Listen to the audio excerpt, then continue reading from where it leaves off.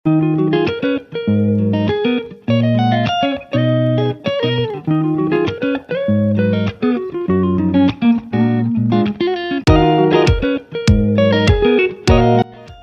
ખાવાનું મન થઈ જાય એવા આ મરચાંના પટ્ટી સમોસા છે. તો સુપર સહેલિયાથી હું દીપા, ચલો તમને એક મસ્ત રેસીપી બતાવું જે કેરીની સિઝનમાં કોઈ બી બાફેલા ફરસાણ એટલે કે ઈદડા કે ઢોકળા સાથે ચાલશે. સુપર સહેલિયાથી ચાલો આજે એકદમ નવી રેસીપી ફટાફટ બની જાય એવી જોઈએ. અને એ છે મરચાંના પટ્ટી સમોસા, જે બનાવવા માટે મેઝરિંગ કપનો 1 કપ મેંદો લીધો છે. મેંદો સરખી રીતે ચાળીને લેવાનો છે અને મેંદાની બદલે તમે અડધો મેંદો અને અડધો ઘઉંનો લોટ એવું પણ લઈ શકો છો. મરચાં આ રીતે ભોલર મરચાં જે કહેવાય એ લીધા છે અને એ લગભગ 10 લીધા છે, જેને મેં સરખી રીતે ધોઈને લૂછી લીધા છે. હવે લોટની અંદર એટલે કે મેંદાની અંદર આપણે નાખવાનો છે અજમો અડધી ચમચી હાથથી મસળીને 5 ચમચી જેટલી હળદર નાખવાની છે. સાથે સાથે મીઠું લગભગ અડધી ચમચી જેટલું નાખવાનું છે અને મરીનો પાવડર એ લગભગ 5 ચમચી જેટલો નાખવાનો છે. બધા મસાલા આ રીતે નાખીને આપણે આ રીતે એની અંદર 2 ચમચી જેટલું તેલ એટલે કે મુઠ્ઠી પડતું મોણ નાખવાનું છે. તેલ નાખી અને લોટને સરખી રીતે મોઈ લેવાનો છે. સરખી રીતે મોયેલો લોટ બહુ જ જરૂરી છે, જેથી આપણું પડ જે છે એકદમ સરસ ફરસું બનશે. લોટને સરખી રીતે મોઈ અને હવે એની અંદર અડધી ચમચી જેટલો લીંબુનો રસ નાખવાનો છે. લીંબુનો રસ નાખવાથી પડ આપણું સરસ ક્રિસ્પી થશે. અને લોટ બાંધવાનો છે ફ્રીજના ઠંડા પાણીથી. ઠંડા પાણીથી લોટ ખાસ બાંધવો અને લીંબુનો રસ નાખવો એટલે આપણને જોઈએ છે કડક ક્રિસ્પી સરસ પડ આપણા પટ્ટી સમોસાનું થશે. જોયું, પરોઠા જેવો લોટ લગભગ 5 કપ જેટલું પાણી એડ કર્યું અને તૈયાર થઈ ગયો. તો પરોઠા જેવો લોટ રાખવાનો છે, વધારે પડતો કઠણ નહીં, વધારે પડતો ઢીલો નહીં. એને રેસ્ટ કરવા માટે 15-20 મિનિટ માટે મૂકી દઈશું. 15-20 મિનિટ પછી થોડો સરખી રીતે એને મસળી લઈશું અને એના 2 મોટા મોટા લુવા કરી પાતળી રોટલી વણી લઈશું.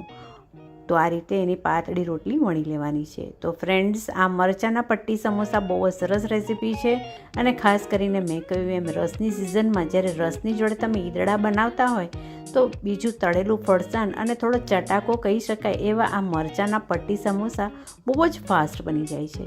તો જુઓ, આ રોટલો પણ વણાઈ ગયો છે અને લાંબી લાંબી પટ્ટીઓ આ રીતે કટ કરી લેવાની છે. તો પટ્ટી સમોસાની પટ્ટીઓ તૈયાર છે.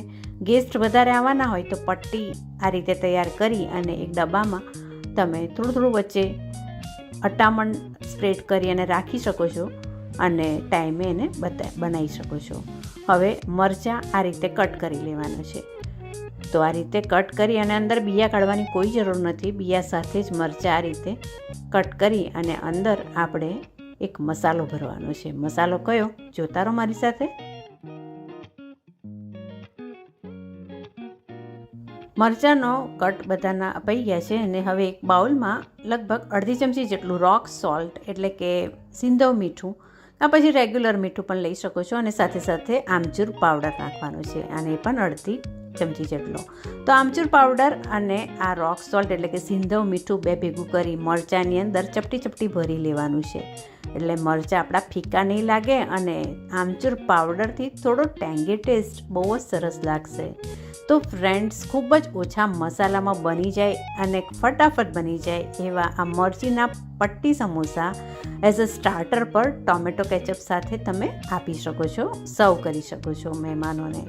તો જુઓ, પટ્ટી હવે આ રીતે બધા જ મરચાં મેં ભરી લીધા અને પટ્ટીની 2 બાજુ થોડું પાણીવાળો હાથ ફેરવી લીધો અને આ રીતે લપેટી દઈશું મરચાં ઉપર.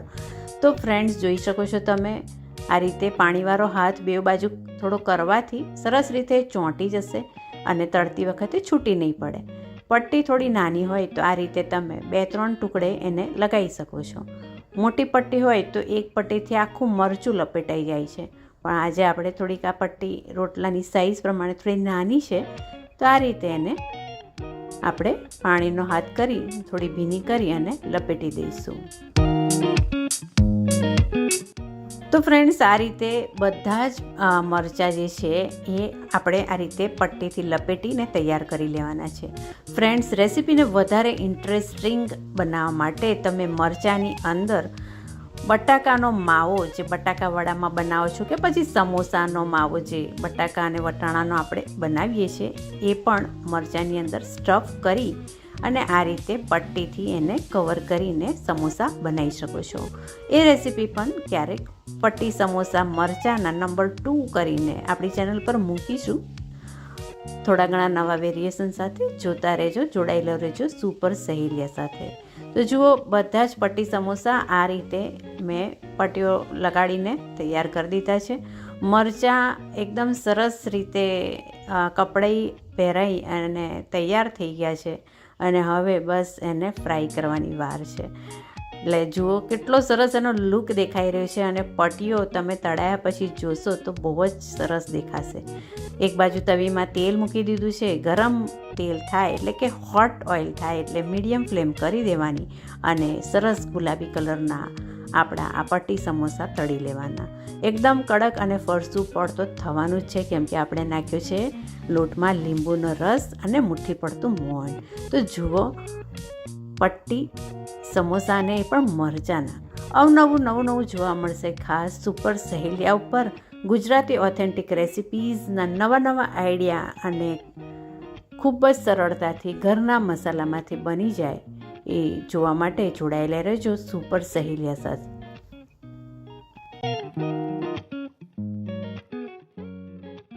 તો ફ્રેન્ડ, સરસ ગોલ્ડન આપણું આ મરચું તળાઈને તૈયાર છે. મરચાંના પટ્ટી સમોસા જોઈને જ ખાવાનું મન થઈ જાય ને કેટલા એટ્રેક્ટિવ દેખાઈ રહ્યા છે. તો ચાલો આ રીતે આપણે બધા જ સમોસા સરસ તળી લઈએ. તમે એકસાથે 2-3 સમોસા પણ તળી શકો છો અને સમોસાને તળીને આ રીતે ટીશ્યુ પેપર પર આપણે કાઢી લઈશું. ચાલો હવે ફટાફટ બધા પટ્ટી સમોસા આપણા મરચાંને તળી લઈએ અને આપણે એને આજે તો સર્વ કરીશું ટોમેટો કેચઅપ સાથે. પણ મેં કહ્યું એમ રસની સિઝનમાં જ્યારે તમે ઈદડા બનાવતા હોય ને એવું થાય કે સાલું કંઈક જોડે તળેલું બનાવું ફરસાણ, તો આ એક બેસ્ટ ઓપ્શન છે. ચટાકોનો ચટાકો અને મહેમાનોને કંઈક નવું લાગશે. ઇવન કીટી પાર્ટી સ્ટાર્ટરમાં તો આ એક બેસ્ટ ઓપ્શન છે. મરચાં કોને ન ભાવે, તો ચોક્કસ આ રેસીપી ટ્રાય કરજો. ફટાફટ બની જાય એવા પટ્ટી સમોસા અને એકદમ દેખાવમાં એટ્રેક્ટિવ. તો જુઓ, તૈયાર છે આપણા પટ્ટી સમોસા. લગભગ બધા જ તળાઈને તૈયાર છે. મેં ટીશ્યુ પેપર પર કાઢી લીધા છે. એક્સ્ટ્રા ઓઇલ બધું જ ડ્રેઇન થઈ ગયું છે અને હવે એને સર્વ કરીશું ટોમેટો કેચઅપ સાથે. તો ચાલો, મારાથી તો રહેવાતું જ નથી અને ફટાફટ આપણે હવે એને ટ્રાય કરીએ કેવા લાગે છે, જોઈએ. તો ખૂબ જ સરસ આ મરચાંના પટ્ટી સમોસા બનાવવાનું ચૂકશો નહીં. જોતા રહેજો સુપર સહેલિયા. Thank you.